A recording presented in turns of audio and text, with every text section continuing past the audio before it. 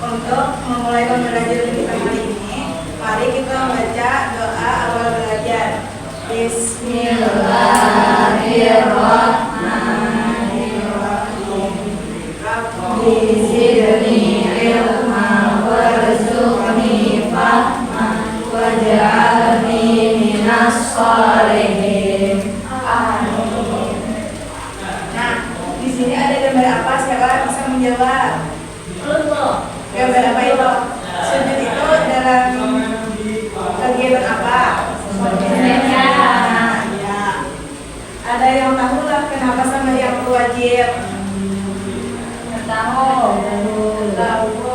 Sembahyang itu wajib karena sembahyang itu tiang agama. Misalnya sebelum kita tidak pakai tiang, maka sebelumnya akan ambruk, akan rubuh. Karena itu juga keimanan kita. Sembahyang itu tiang dan penyangga utama keimanan kita. Bila sembahyang itu baik, maka ibadah dan akhlak kita juga akan baik. Sebaliknya, jika sholat diabaikan, maka fondasi kehidupan beragama kita akan menjadi lemah.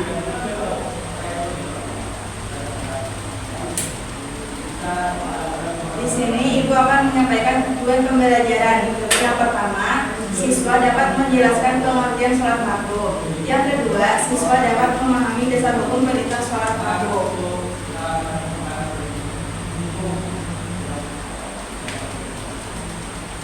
Baik, kita akan mulai belajar. Secara bahasa, sholat adalah doa meminta kebaikan. Sedangkan menurut istilah, sholat merupakan semua perkataan dan perbuatan tertentu yang dimulai dari takbir dan diakhiri dengan salam.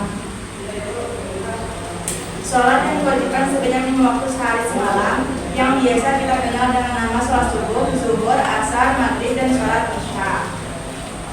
Sholat fardu wajib hukumnya bagi setiap orang muslim, baik laki-laki dan perempuan yang berakal dan telah memasuki masa balik.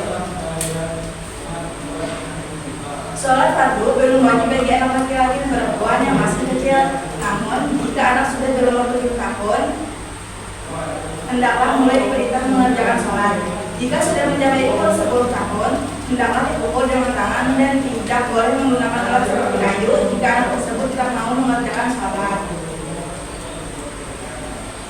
Seluruh umat Islam diwajibkan melaksanakan sholat 5 waktu sehari semalam.